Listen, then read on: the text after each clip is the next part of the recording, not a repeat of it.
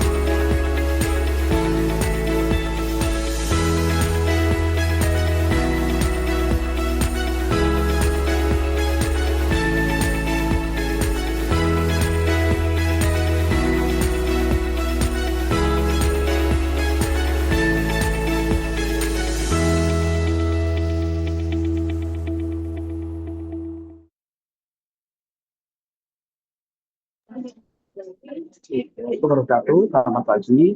Pagi kita ada wawancara diskusi rutin mingguan teman Febri dan kita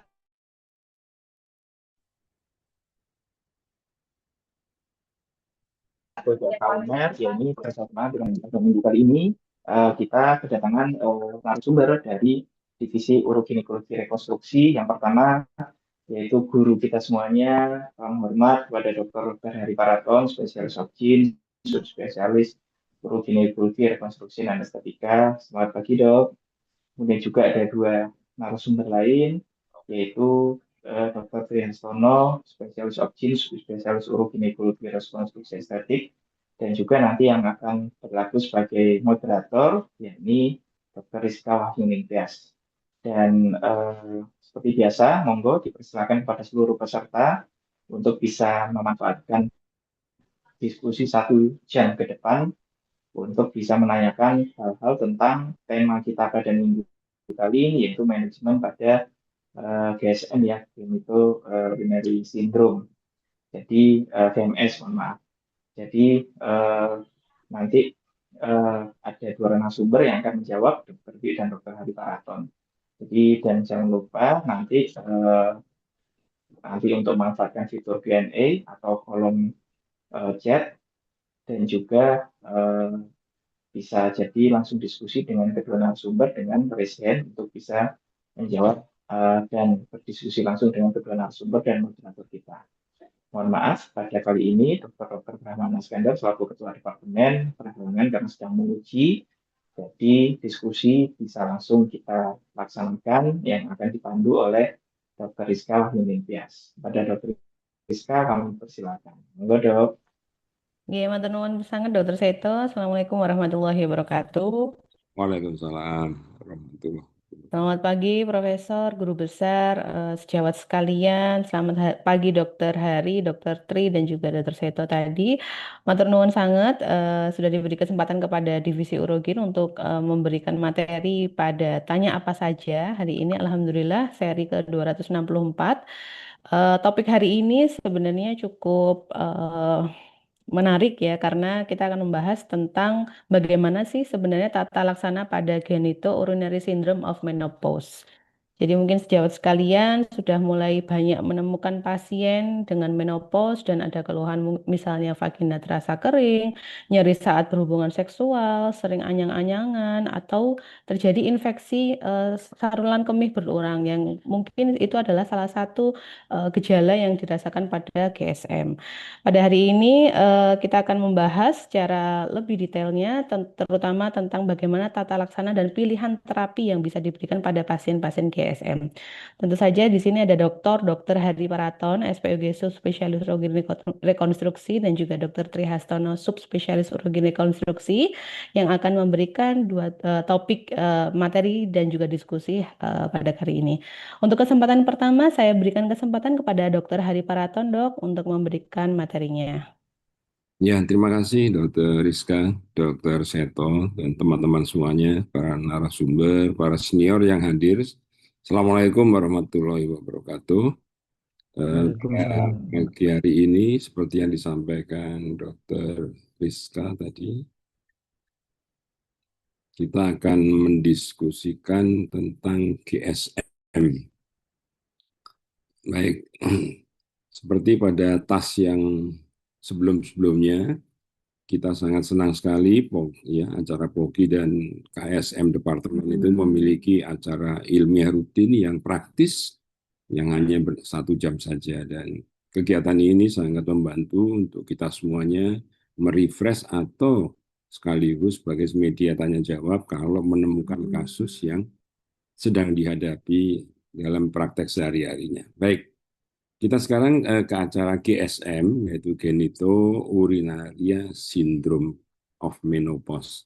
Jadi kalau lihat judulnya, maka batasannya adalah suatu sindroma, jadi kumpulan gejala. Jadi kalau hanya satu gejala saja, kita belum bisa menamakan itu atau menyebut sebagai GMS. Jadi harus ada kumpulan dari beberapa gejala yang menyatu.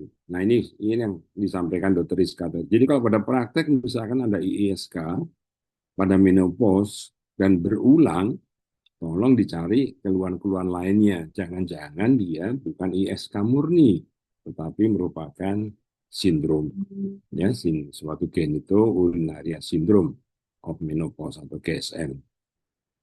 Jadi ini diperkenalkan sejak 2014. Sebetulnya sudah ada ya, hanya di blow up itu 2014 sebagai suatu sindroma menopause.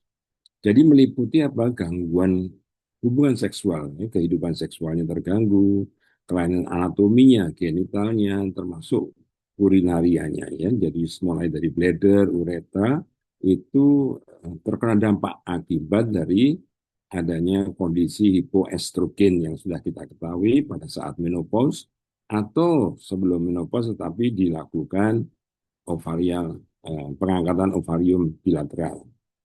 Jadi gangguannya itu jadi ini yang harus dilengkapi kalau kita akan menyebut GSM, ada vulvovaginal atrofi, vaginal, labia, klitoris, uretra, dan bladder.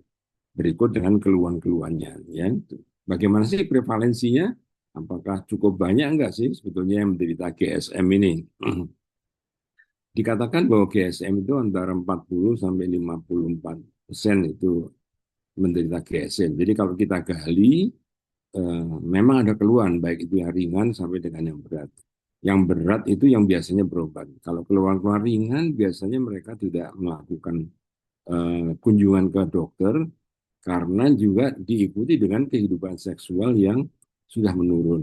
Beda dengan di kehidupan di dunia barat sana, mereka kehidupan seksual itu bisa bertahan sampai 80 bahkan sampai 90 tahun ya usianya. Sehingga kalau ada keluhan GSM, mereka buru-buru datang ke dokter. Ya. Jadi angkanya banyak sekali, tiap-tiap negara memiliki prevalensinya berbeda, tergantung dari tadi culture, ya, perilaku kehidupan masing-masing. Di Indonesia mungkin kalau dihitung rendah, tetapi kalau diteliti mungkin akan tinggi. Ya. Nah, keluhan-keluhan yang paling sering di antara sindroma ini adalah vaginal dryness, berikut dengan keluhan-keluhan lainnya. Ya. Jadi seperti dryness, cracking, mudah pedih, dan kalau melakukan hubungan seksual juga mengalami kesulitan dan sebagainya. Berikutnya adalah adanya urinary urgency, jadi dan frekuensi, jadi sering mengalami seperti OAB itu ya, seperti yang kita kenal OAB. Ada kencing yang berulang-ulang, ya urgensinya yang tidak bisa ditahan, kemudian sering ya, jadi kandungan kemih berisi sedikit saja, dia sudah ingin berkemih. Ya.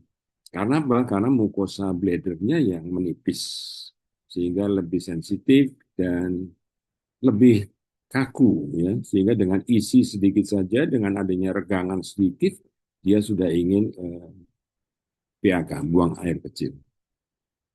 Patofisiologinya juga kita lihat sebentar ini. Jadi ini adalah yang sebelah kiri atas ini gambar dinding yang masih tebal, ya, dinding vagina yang masih tebal. Kemudian begitu adanya pengurangan kadar estrogen alamiahnya, maka dindingnya menipis, bahkan lapisan epitelnya juga sangat tipis sekali, ya, kalau kita lihat. Yang kedua, kehidupan mikrobiomnya atau mikrobiota di vagina itu juga berubah. ya dengan adanya pengurangan kadar estrogen dan glukosa, maka lactobacillus juga sudah berkurang dibandingkan dengan kondisi pada usia reproduksi. Jadi apa akibatnya teman-teman semuanya? Jadi epitel vaginanya mengalami atrofi, permukaannya menjadi tipis, kering, yang tadi ya mudah luka kalau terjadi geseran, dan dinding sebelah subepitelialnya itu kaku, ya, seperti fibrotik gitu. Kemudian bladder epitel juga sama, epitel uretra juga sama, ya. Yang ditambahkan lagi bahwa elastisitasnya turun, bukan hanya dinding vagina, elastisitas dari bladder juga sudah menurun, ya, maka itu sering sebentar-sebentar pengen pipis, yaitu frekuensi. Selain itu, otot-otot penyangga lainnya di pelvic floor ini juga turun, maka itu ada keluhan biasanya prolaps, ya, gejala-gejala prolaps. Mulai dari tuli-tulinya, kemudian mulai uterusnya, mulai rektalnya, dan lain sebagainya.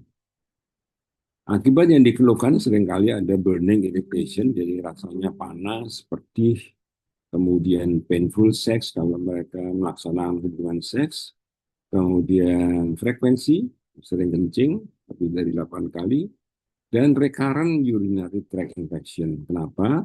Karena tadi dinding epitelnya tipis dan dia mudah luka. Ya. Epitel dinding ini mudah luka sekali. Akibat sering sakit waktu berhubungan, maka otomatis akan terjadi penurunan libido. Berikutnya adalah klitoral atrofi. Jadi bagi wanita-wanita yang sensitif pada klitorisnya, pada kondisi sindroma ini, maka dia akan tidak sensitif lagi, ya.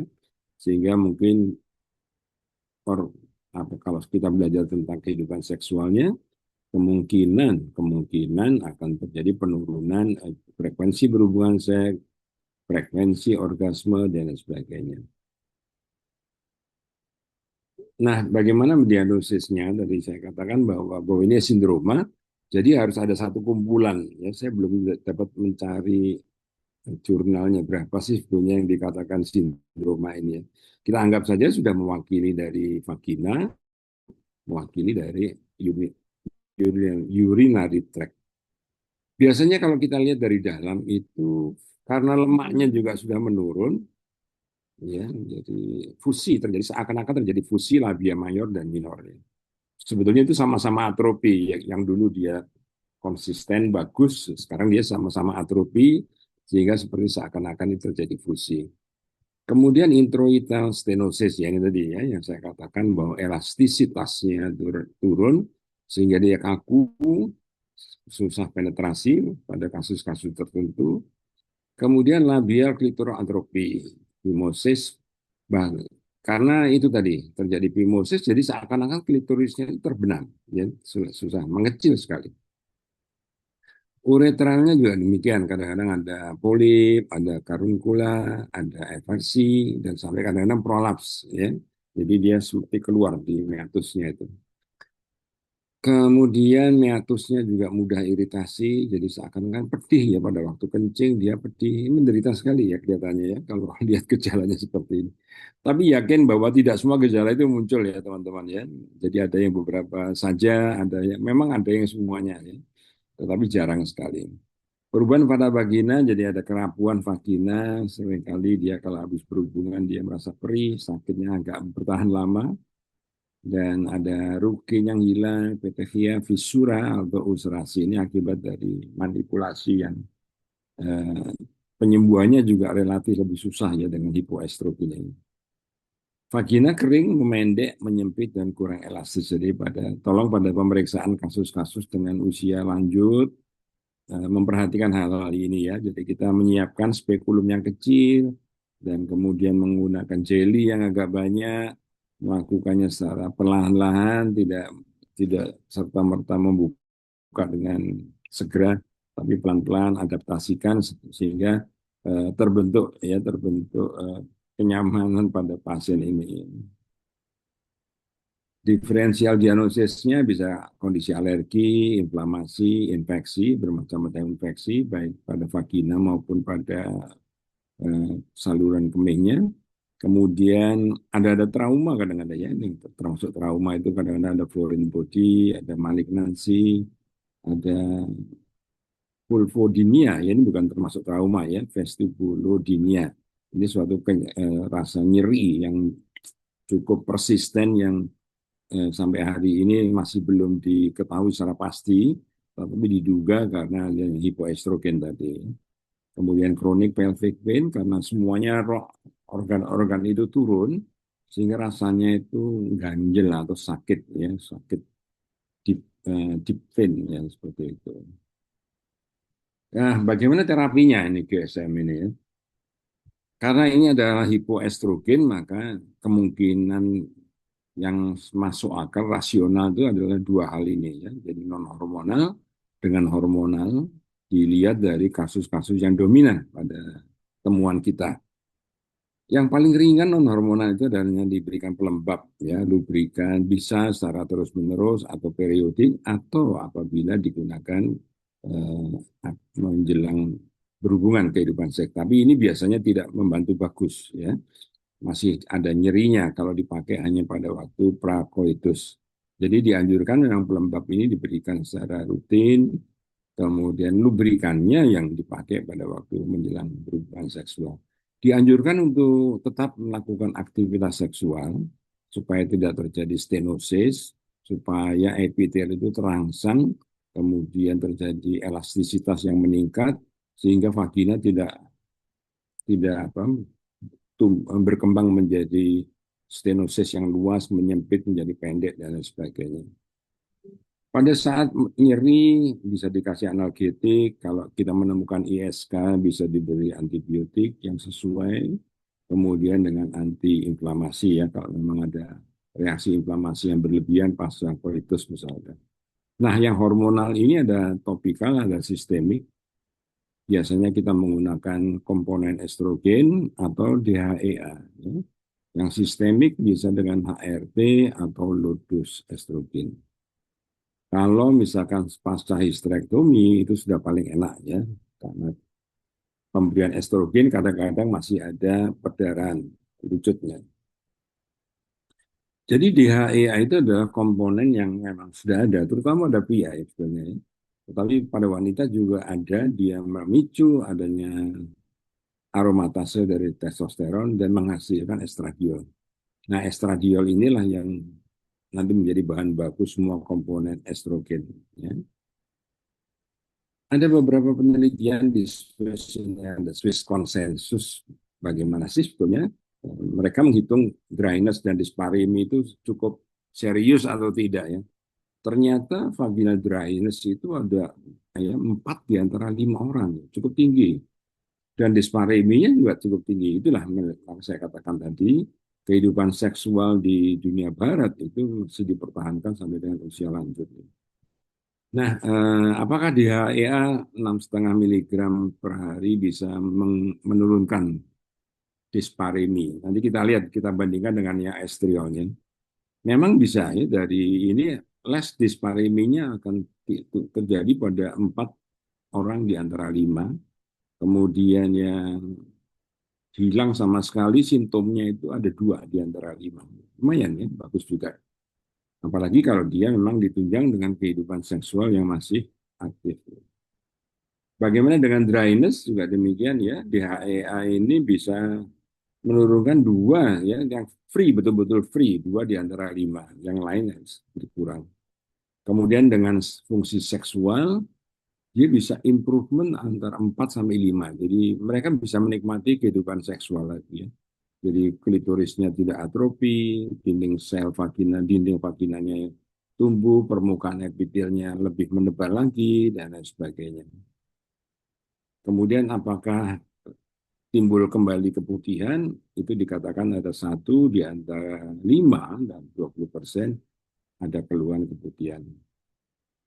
Nah, kalau kita bandingkan dengan estradiol, hari ini sudah ada lagi ya preparat estriol topikal itu. Estriol itu adalah estradiol yang paling lemah ya, tidak terlalu kuat. Tetapi penetrasi permukaan epitelnya dia paling bagus.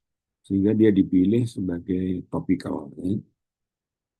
Nah, kalau DHEA mekanisme mengubah, jadi dia pemicu perubahan estrogen dan androgen dalam sel. jadwalnya setiap malam. Kelebihan utamanya sangat baik untuk nyeri seksual dan fungsi seksual. Jadi kalau dia memang aktif sekali kehidupan seksualnya, ya preparat DHEA ini yang paling bagus ya. Resiko sistemiknya sangat minimal. Kalau estradiol, dia mengaktifkan reseptor dan dia akan berikatan dengan tadi. Jadi makin penetrasi ke jaringannya makin bagus, itu yang paling bagus digunakan. Maka itu kita menggunakan preparat estriol.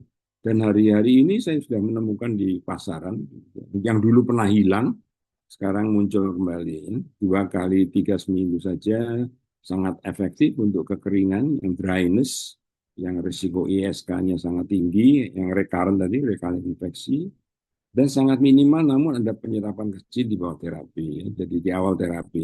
Jadi meskipun dia lemah estriol ini, tetapi tadi yang saya katakan penetrasinya itu bagus atau absorpsinya oleh permukaan kulit itu bagus sekali. Sehingga kadang-kadang kalau masih memiliki uterus, mungkin ada terjadi flek dan itu bisa disampaikan kepada pasien supaya pasien nanti tidak bingung ya, sudah menopause, sudah usia lanjut 70 atau 60, tetapi kok masih mengeluarkan darah. Kira-kira itu yang bisa saya sampaikan, Dr. Rizka. Saya kembalikan ke Dr. Rizka. Terima kasih. Nggih, matur nuwun sangat Dokter Hari. Ini tadi overview tapi sangat lengkap ya Dok ya sudahan. Ya, sebelum kita diskusi, kita berikan kesempatan dulu untuk Dokter Trihastono menyampaikan materinya. Silakan Dok. Iya, terima kasih Dokter Rizka.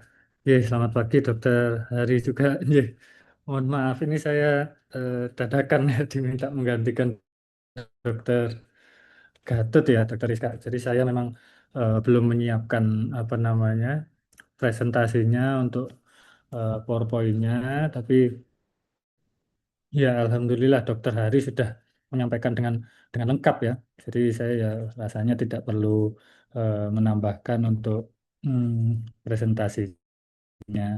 Cuman satu aja mungkin yang ya GSM tadi ya seperti yang disampaikan Dokter Hari tadi kan kumpulan gejala ya yang dulunya diagnosisnya itu hanya vulvovaginal atrofi ya sekarang diperluas lagi jadi ada gejala genitalianya, gejala urologinya dan terakhir gejala seksualnya ya.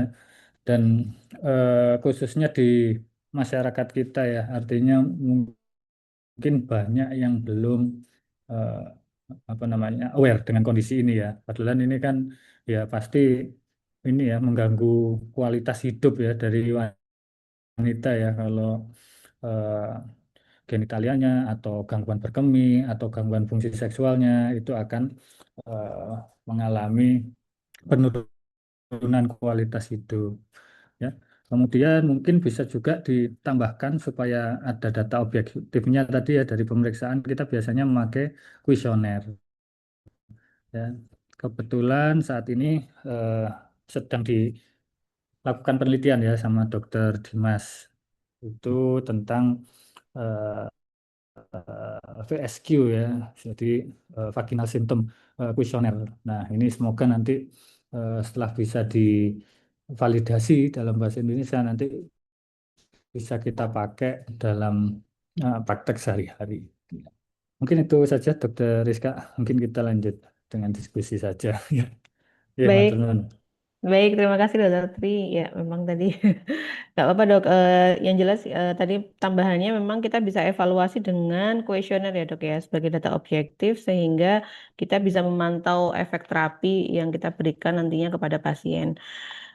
Baiklah dokter sekalian, silakan jika ada yang ingin memberikan pertanyaan, saya berikan kesempatan atau ingin langsung bertanya, raise hand, monggo. Ini di kolom chat sudah ada satu pertanyaan dok dari Dokter Indi Suryadi tentang bagaimana tentang faktor obesitas atau gemuk, tindakan pendidikan, aktivitas fisik. Apakah hal tersebut bisa mengurangi GSM? Dan untuk laki-laki apakah mungkin dok mengalami GSM dan untuk penggunaan sabun, apakah masih ada tempatnya mau menggunakan sabun dengan pH yang asam? Oke.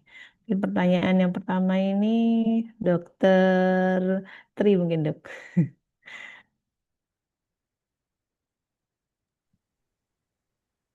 Iya, baik. Jadi ini ya, apa namanya, tingkat pendidikan.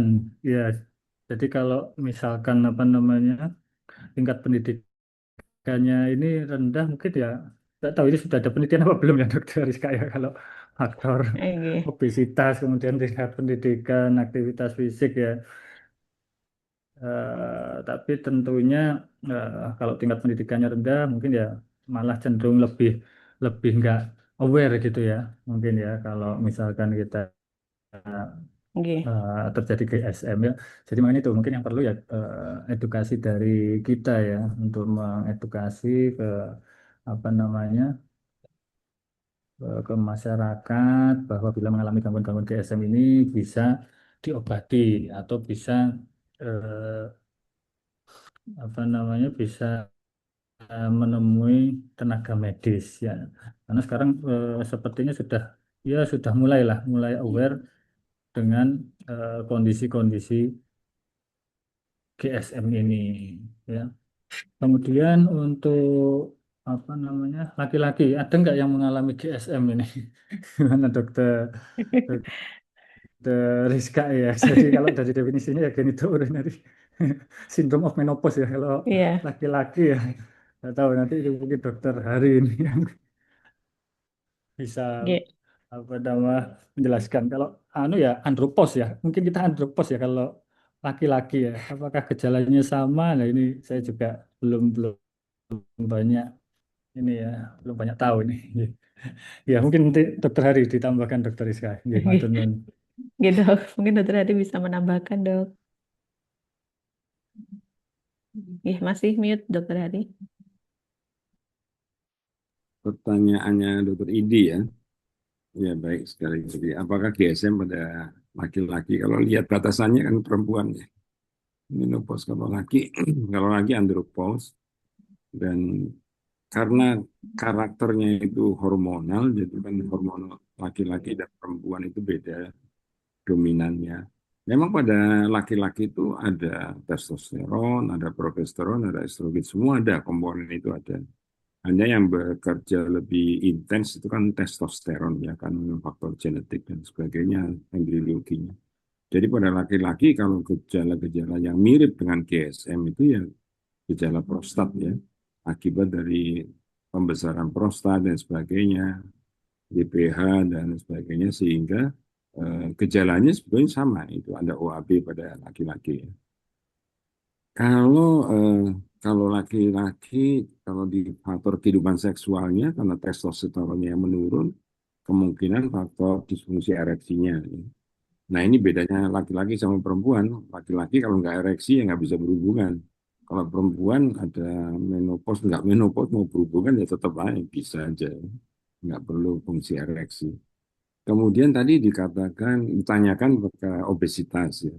Secara teoritis obesitas itu estrogennya kan lebih tinggi. Karena estrogen itu ada yang dihasilkan oleh ovarium, pada saat menopause dia tidak menghasilkan sama sekali. Tetapi ada eksternal estrogen yang dihasilkan oleh lemak. Sehingga pada wanita gemuk teoritis itu eh, estrogennya lebih tinggi. Tetapi tidak setinggi yang kita harapkan. Tidak pernah mencapai kadar normal pada waktu usia reproduksi. Dan ada kerugian dari obesitas, kalau dia melakukan mobilitas itu terjadi tekanan intraabdomen yang tinggi, sehingga di dalam perut itu akan cari lubangnya. Ya, karena tekanan itu kan terbagi ke seluruh penjuru, maka penjuru yang ada lubangnya di bagian bawah, maka obesitas memicu terjadinya tekanan yang tinggi di pelvic floor. Nah, itu yang menyebabkan keluhan-keluhan yang pelvic nyaman, prolaps, dan sebagainya. Kemudian ada pertanyaan tentang sabun. Wih, Wanita. iya sabunnya tadi Ya, itu. sabunnya saya rasa, saya kalau ini ya mungkin tidak ada evidence-nya ya. Tapi kalau Hmm. sabun itu kan fungsinya hanya membersihkan dan jangan mematikan mikrobiota yang ada, yang sudah jumlahnya nggak terlalu banyak. Jadi jangan gunakan sabun antiseptik, gunakan sabun yang dengan pH netral saja. Ditanyakan tadi pH-nya supaya asam, ya jangan lah ya. Asam nanti iritasi. Kan ini kan epitelnya tipis sekali. Jadi kalau kita terlalu banyak alkalinnya juga nggak bagus, terlalu banyak asamnya juga nggak bagus ya. Sehingga kalau saya menganjurkan itu pakai sabun yang netral saja. Gimana carinya sabun netral itu? Ya cari aja sabun bayi ya. Paling sabun bayi itu sudah secara komersil aman. Kulit bayi yang sangat sensitif dengan hormon-hormon juga masih belum dominan, itu saja tidak terganggu sehingga sabun bayi bisa digunakan. Memang ada sih sabun-sabun khusus, tapi harganya kan mahal ya. Satu botol sampai 300.000. Sabun bayi itu berapa kira-kira? 30.000, 40.000. Yang bagus ya mungkin 60.000 dan sebagainya. Ditanyakan tentang olahraga, saya rasa olahraga, ya ini dokter T yang jawab. Dokter T ini dimunculkan sengaja nih kan beritanya kemarin hilang ini orang. Sekaligus klarifikasi ya dok ya. Iya. Nah, olahraga ini ya dokter Tri yang senangnya olahraga. Olahraga itu hanya vital apa ya, kebugaran. Kemudian perfusi jaringannya lebih bagus karena aliran darah dan pembuluh darahnya tidak atrofi sehingga perfusi jaringan itu lebih bagus dibandingkan dengan yang tidak olahraga. Dan kalau komposisi ini dilengkapkan semuanya ya tadi jadi ya jangan gemuk, sabunnya biasa, jangan yang iritasi, kemudian olahraga juga bisa dilakukan dengan olahraga yang dianjurkan untuk usia-usia yang lanjut. Dan dikatakan nanti kalau ini ilmunya Prof. Eti ini bagaimana olahraga dengan hubungan seksualnya pada kehidupan seksual wanita. Ini juga sangat membantu sekali karena aktivitas seksual itu juga perlu stamina yang cukup bagus ya. Gitu Dokter Rizka.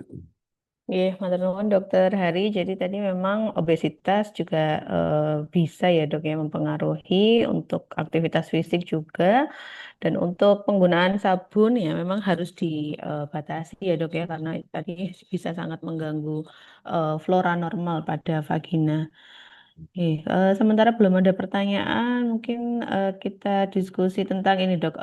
Saat ini kan sudah mulai berkembang, Dok, untuk terapi yang non hormonal. Salah satunya adalah terapi regeneratif, mungkin menggunakan PRP, sekretom, atau mungkin eksosom. Sebenarnya bagaimana sampai saat ini evidence-nya atau aplikasinya apakah sudah boleh, apakah memang terbukti, Dok, bisa mengurangi keluhan-keluhan GSM atau seperti apa?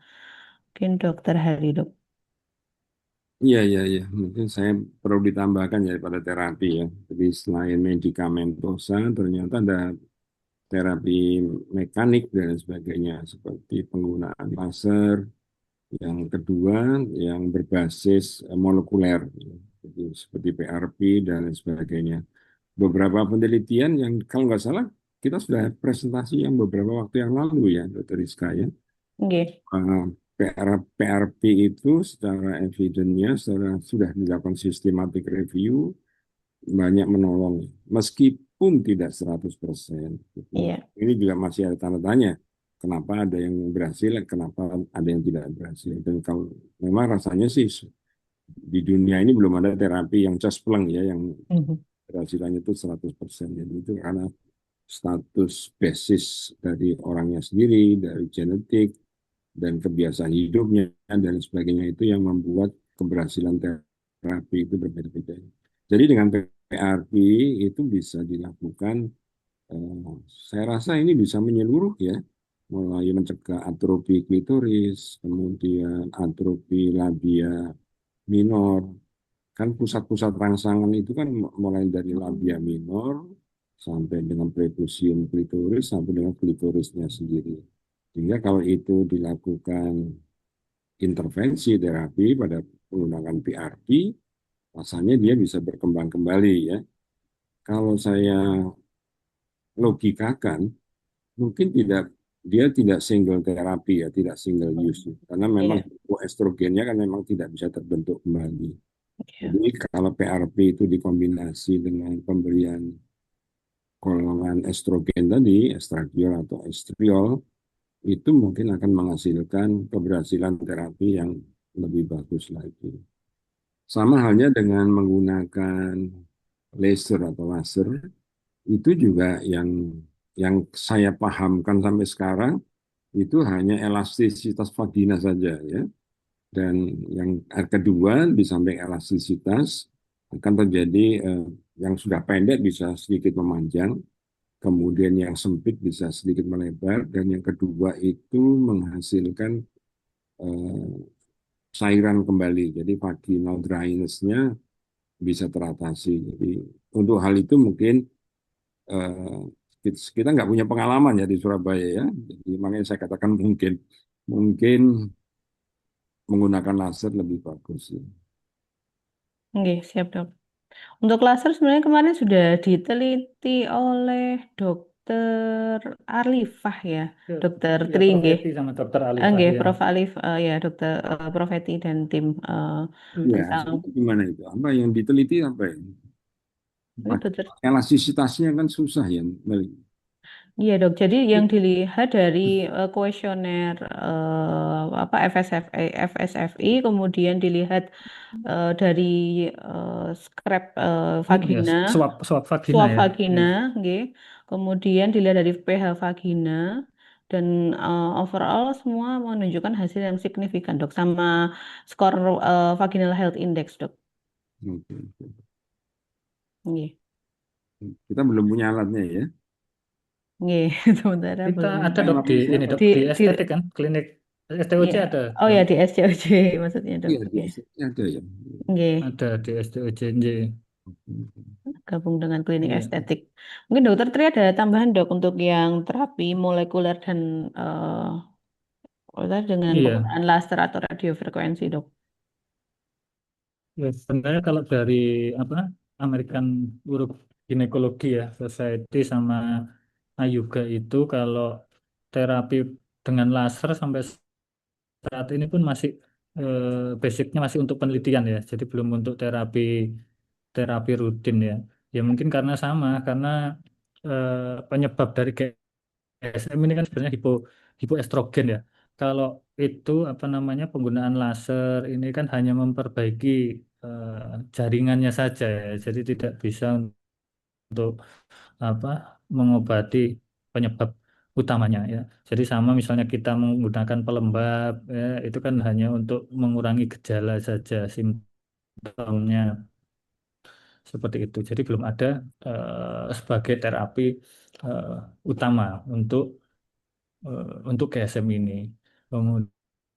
Kemudian ya sama juga terapi apa namanya terapi berbasis sel ya PRP kemudian apa namanya stem cell mungkin sekarang juga ada sekretum ya untuk regeneratif medicine itu juga sementara kan buktinya belum belum banyak ya. Ini nanti mungkin dokter Rizka ini yang banyak meneliti sekretum ini ya di RSUA kan anu bagus ini bisa untuk penelitian.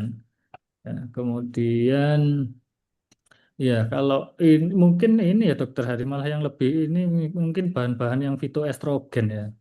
Jadi untuk menggantikan mengurangi efek samping dari penggunaan hormonal, nah, itu mungkin bisa mengkonsumsi eh, yang ya bisa dibilang sebagai fitoestrogen. Mungkin itu lebih baik. Nah ini saya juga sedang meneliti ini dokter Rizka, tapi masih Ya, pada hewan ya untuk mengaruhi gangguan berkemihnya ya. Kira-kira bisa apa enggak? Nah, ya banyak ini lagi memang banyak kita lakukan penelitian dokter Dimas yang tentang VSG apa skor kuesioner itu kemudian nanti dokter Rizka ya ini mungkin terapi selnya ini supaya kita dapat data dengan jelas. Cuman kemarin kalau pengalaman yang dari di Thailand ya, mereka banyak kombinasinya dokter Rizka. Jadi kalau mereka diagnosis dengan GSM itu tidak hanya satu terapi, misalkan dia terapinya dengan laser, tapi juga diberikan HRT juga, PRP. hormonal juga ya. Misalkan Oh, oke. diobati Ya, dengan ya. kursi magnetik juga diberikan ini. Kalau penggunaan PRP, kemudian ya PRP kemarin yang lebih banyak digunakan itu ya untuk gejala yang berkemihnya ya, misalnya stres inkontinensia urin untuk memperbaiki jaringan sekitar ya, istilahnya meremajakan jaringannya. Ya, mungkin seperti itu tambahnya Dokter Rizka. Ya. Ya, mungkin melanjutkan ini tadi pernyataan Dokter Tri. Jadi kalau di Thailand tidak membuat guideline misalnya pasien dengan kriteria ini mendapatkan terapi ini dan ini atau seperti apa dok guideline-nya? Iya, di sana juga belum ada guideline. Jadi Hmm. eh, apa ya sistem asuransinya ya. Jadi mungkin waktu itu berhubungan dengan penelitian. Jadi semua pasien itu bisa di terapi laser. Tapi begitu Hmm. tidak ada dana penelitian atau ini ya apa namanya asuransi rumah sakit mungkin ya, sudah tidak terkanggung lagi ya mereka beralih ke terapi yang hanya hormonal saja. Yang paling banyak dipakai memang terapi hormonalnya. Jadi laser itu sepertinya mereka hanya menjalankan untuk penelitian sehingga sudah dapat data baik apa laser maupun kursi magnetik ya. Nah itu sementara eh, kemarin tidak banyak yang laser karena ternyata ya cukup mahal juga di sana. Jadi pasien-pasien Hmm. ya tidak semuanya rutin dilakukan laser. Ya, jadi belum ada juga guideline yang pasti. Mereka hanya memberikan pilihan terapinya Iya, iya. seperti itu. Iya, Berdasarkan diskusi juga dengan pasien dan iya, insuransinya ya dok ya. Baik, terima kasih iya. Dokter Tri. Dokter Tri ini kemarin habis fellow di Thailand ya dok ya 1 bulan. Ya, insya Allah ini bisa berbagi ilmu juga Observer di sini. aja, terus Kak. Oke. Iya, iya. Kemudian ini dok, ini kan berkaitan dengan tadi ada estrogen ya dok ya, sebenarnya gold standar kita. Bagaimana dengan pasien-pasien yang misalnya ada riwayat kanker payudara atau memang ada kontraindikasi penggunaan estrogen? Jadi kita prefer kemana nih? Karena tadi kan seperti laser, ternyata PRP itu juga masih evidence-nya juga ternyata masih belum yang signifikan gitu. Mungkin dokter Tri ada ini dok, Iya, masukan. ya, iya, baik. Sebenarnya penggunaan ini ya estrogen yang topikal ya seperti Estrogel ya atau Ovestin cream itu sebenarnya efeknya untuk apa namanya gangguan pembuluh darah ya ataupun kanker payudara itu eh, sangat kecil. Kalau dari ini penelitiannya mereka ya yang sudah mereka buat itu sangat kecil sekali. Di penggunaan saya lupa angkanya. Jadi dari berapa 5 tahun itu sangat kecil sekali angka kejadian kanker payudara maupun gangguan pembuluh darah. Itu yang mereka sampaikan ya. Kemudian ya jadi kita harus tadi seperti dokter tadi sampaikan ya kita evaluasi yang paling mungkin kan kanker payudara atau bisa juga kalau masih ada rahimnya kanker endometrium ya. Jadi kadang ada yang harus dikombinasi dengan progesteron untuk terapi hormonalnya ya. Tapi kalau memang sudah tidak ada rahimnya ya kita bisa menggunakan yang murni estrogen saja seperti itu. Jadi sangat kecil sebenarnya dokter Rizka ya, tapi ya tetap kita harus mengevaluasi ya kalau ada perubahan atau eh, gejala di payudara, nah itu kita harus evaluasi. Ya, seperti Ya, itu dokter Rizka. ya baik. Mungkin dokter Hari ada tambahan dok? Iya, iya, iya. Jadi terkait dengan hipoestrogen ya. Jadi tadi sudah dokter Si ya sampaikan bahwa laser itu hanya mengubah atau meningkatkan performa dari jaringannya, PLP juga demikian ya. Yang saya tertarik tadi tentang pitoestrogen ya dokter Tri ya. Memang pitoestrogen itu kan selalu menjadi andalan. Cuman penelitiannya itu kok masih berhenti semuanya ya. Dan jenisnya juga dulu yang populer itu kan kacang kedelai itu ya. Iya, Habis itu hilang. Kemudian macam-macam lah ya. Memang kalau kita teliti semua bahan itu mengandung itu estrogen ya. Terutama yang ini yang pernah menarik itu Prof. Ton yang pernah meneliti apa yang dibuat pecelnya orang Surabaya itu apa dokter betul. biasanya jajan itu dokter sekali. Apa pecelnya yang sambelnya sambel telo itu. Sambal Oh, tela. semanggi, semanggi. Oh, Oh, semanggi. semanggi. Oh, gitu. Semanggi Ya, itu menurut Prof. Ton dulu kadar fitoestrogennya tinggi. Jangan-jangan orang Surabaya pemakan semanggi ini semanggi ya. Kemudian dulu kacang dele itu ternyata menurut Brawijaya tidak setinggi kacang polong. Maka penelitiannya pindah ke kacang polong ya. Habis itu kok berhenti lagi ya. Karena mungkin efek samping dari kacang yang berlebihan juga nggak bagus. Nah, eh, tentunya kalau phytoestrogen itu bisa dibuat topikal mungkin lebih bagus lagi ya. Kalau bisa ya. Sehingga reaksi sistemiknya tidak ada. Kemudian tadi ada masalah kalau bagaimana dengan kalau dia pasca breast cancer itu. Jadi apakah pemberian estrogen ini tidak membahayakan? Nah, topikal estrogen yang ini, yang low potensi estradiol ini, yang estriol, itu bisa digunakan sih nggak apa-apa. Bahkan kalau mau yang kan obatnya agak mahal ya, pakai apa ini yang spesifik estrogen reseptor modulator ya, SERM ini ya. SERM itu dia fungsinya dua, dia menghambat juga bisa menimbulkan hal yang positif dan secara spesifik.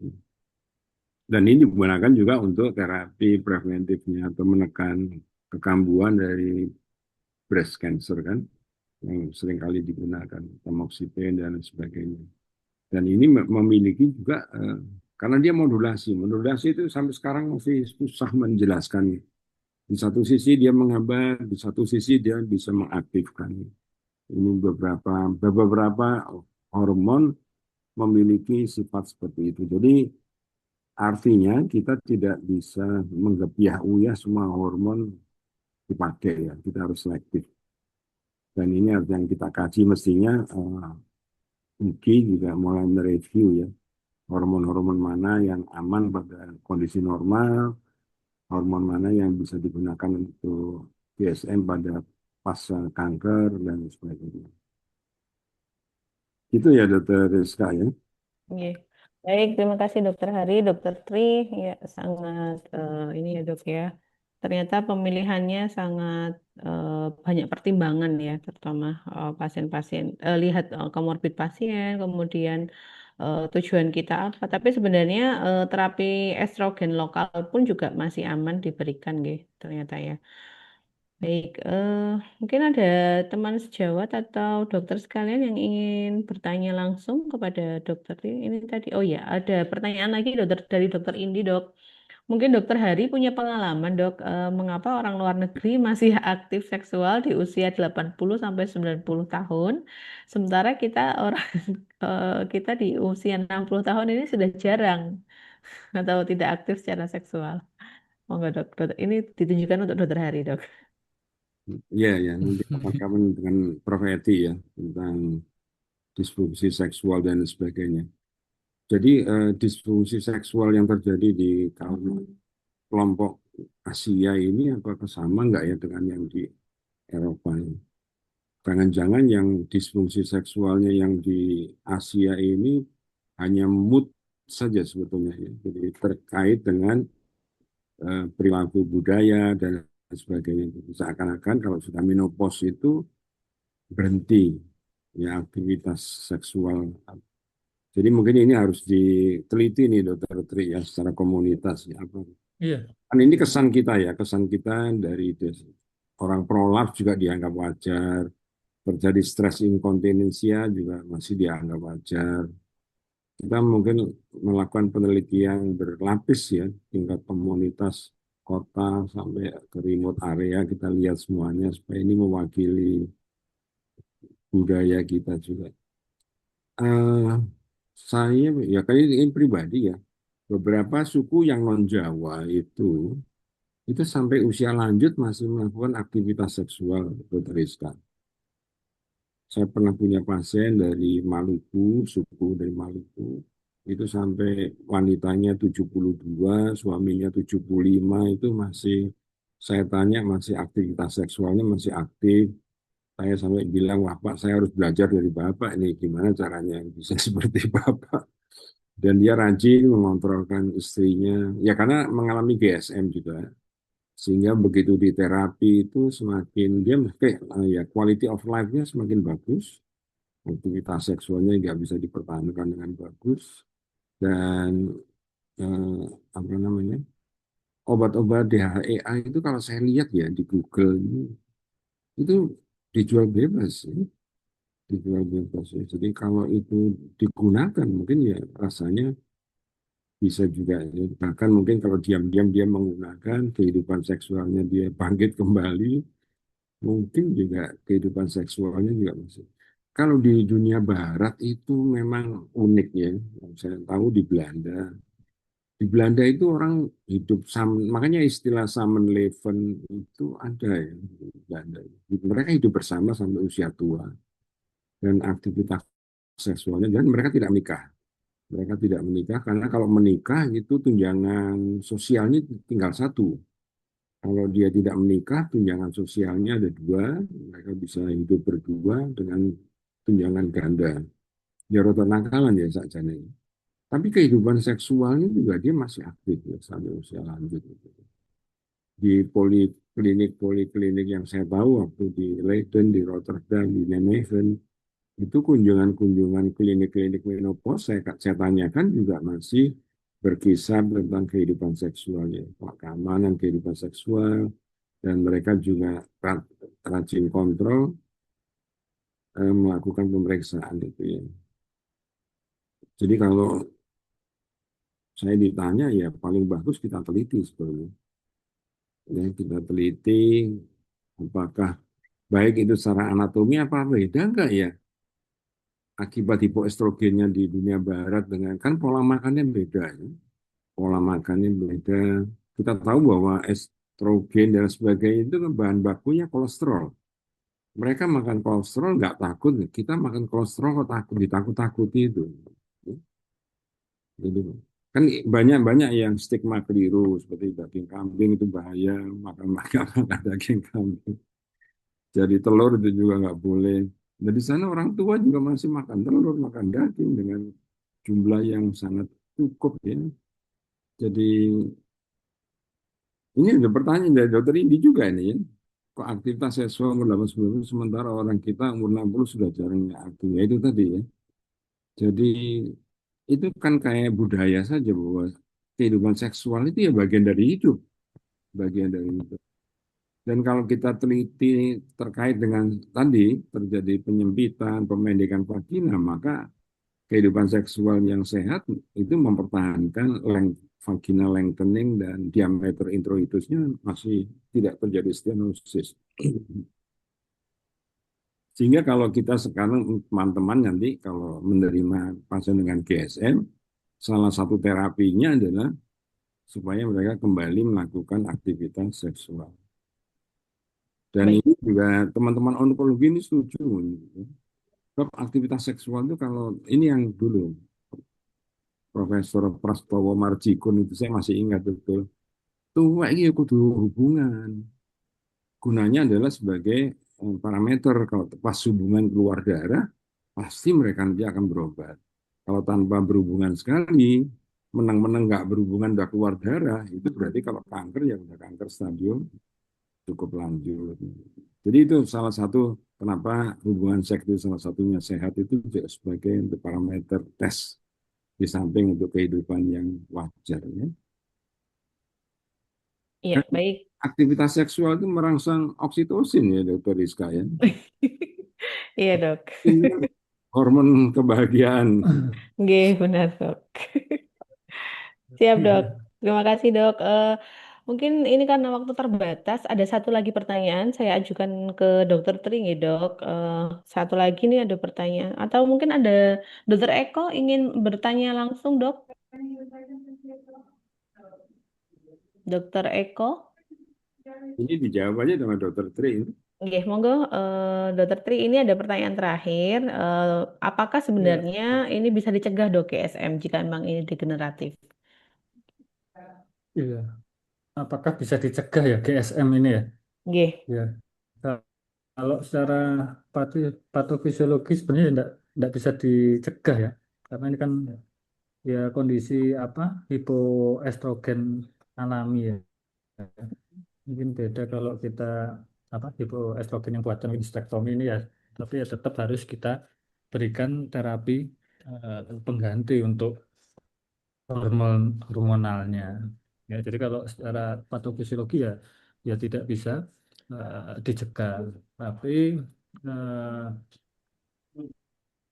paling tidak kita melakukan screening awal ya. Jadi Ya, atau ya paling tidak kalau misalkan memang ada keluhan mengenai GSM ini, kita sudah bisa mengobatinya di awal-awal. Jadi tidak sampai terjadi kondisi yang sudah istilahnya sudah berat sehingga karena gimana GSM ini kan tidak hanya faktor ini aja ya, apa namanya anatominya saja ya. Artinya fungsinya psikososialnya juga ya. Kalau sudah terlanjur pada kondisi apa psikologis yang buruk, artinya wah kok nyeri hubungan dan lain-lain. Akhirnya ini butuh penanganan yang lebih lebih panjang ya. Jadi harus sampai melibatkan mungkin teman-teman psikiatri, konseling seksual dan lain-lainnya ya. Jadi mungkin peran kita di sini adalah untuk screening, tapi kalau pencegahan secara patofisiologi menurut saya kok belum ada ya. Yang ya, bisa kita lakukan yaitu tadi misalnya untuk mencegah apa menguatkan otot-otot dasar panggul ya supaya apa tidak terjadi vaginal laxity itu kita bisa melakukan senam Kegel. Mungkin seperti itu Dokter Rizka. ya. Dokter Hari ada tambahan dok untuk pertanyaan terakhir? Sudah cukup. Ya. Baik, terima kasih Dokter Hari dan Dokter Tri atas diskusinya hari ini tentang topik GSM. Alhamdulillah semua pertanyaan sudah dijawab. Jadi saya sebagai moderator akan merangkum sedikit. Jadi GSM itu tadi adalah suatu kumpulan gejala dari vulvovaginal atrophy akibat menopause yang mana bisa 75% itu kan dengan keluhan vaginal dryness, dengan 40% keluhan urgensi, dengan gangguan lainnya adalah gangguan seksual. Secara umum untuk terapinya yang saat ini direkomendasikan adalah gold standarnya adalah terapi hormonal yaitu dengan estrogen, namun bisa diberikan terapi non hormonal seperti pelembab, lubrikan, kemudian antibiotik jika memang ada ISK maupun analgetik dan juga beberapa terapi lain seperti penggunaan laser dan PRP yang sebenarnya masih dalam proses penelitian.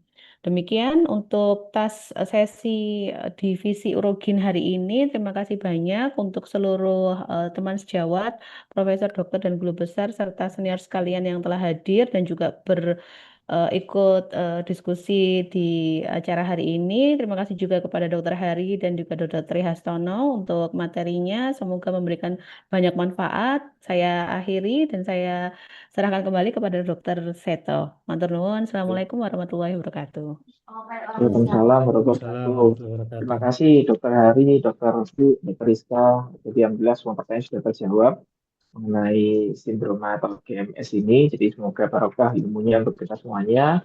Kita ketemu lagi tanya apa saja. Tetap setiap minggu hari Rabu pukul 10 hingga pukul 11 untuk bisa mendukung atau memaksimalkan dan lebih mengoptimalkan layanan obstetris dan ginekologi kita sehari-hari. Kita akhiri. Assalamualaikum warahmatullahi wabarakatuh. Tenun, Dok.